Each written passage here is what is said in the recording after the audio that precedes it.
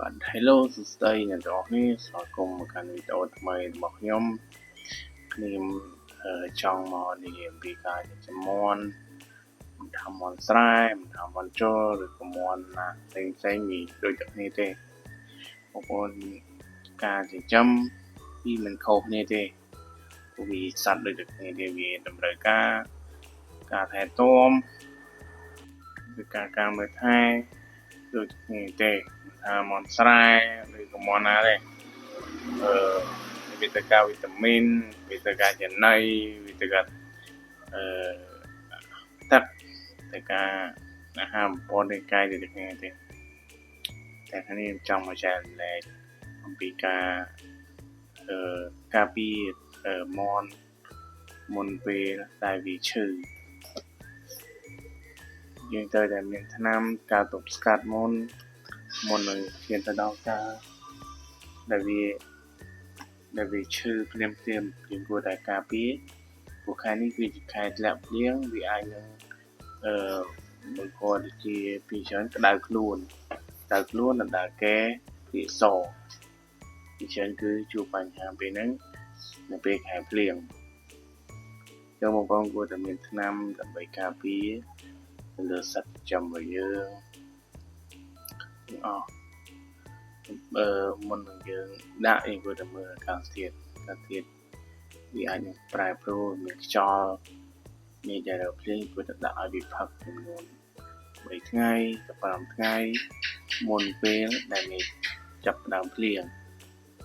ចឹងកំឡុងពេលដែលមេឃភ្លៀងអាចប្រើជាវីតាមីនដើម្បីកម្ដៅខ្លួនវាកុំឲ្យមាន់ហ្នឹងវាសម្កប់ឬក៏វាអត់ស៊ីណៃពេលយើងផ្ដល់វីតាមីនទៅឲ្យវាមានកម្ដៅនៅក្នុងខ្លួនធ្វើឲ្យវាមានចំណង់ទៅការឃ្លានចំណីចុងបងគួរតែផ្ដល់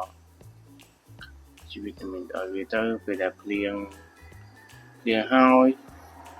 ចុងបងគួរតែប្រើថ្នាំជាប្រចាំថ្ងៃពេលដែលយើងប្រើថ្នាំរហូតមាន់យើងគឺវាមិនសូវឈឺប្រហែលទេតែយើងមិនអាចជារៀងរាល់ថ្ងៃទេតែជាមួយអាទិត្យយើងមិនអាចដាក់3ថ្ងៃជាប់គ្នាឬក៏ដាក់មួយពេញទេយើងគួរតែដាក់មួយអាទិត្យ2ថ្ងៃឬក៏មួយអាទិត្យ3ថ្ងៃ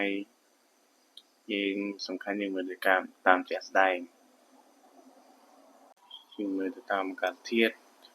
ជា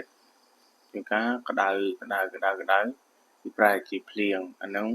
យើងមើលអាកាសធាតុតាមហ្នឹងពេលដែលមេឃពណ៌ក្តៅយើងគួរតែដាក់ថ្នាំឲ្យវាផឹករយៈពេល3ថ្ងៃ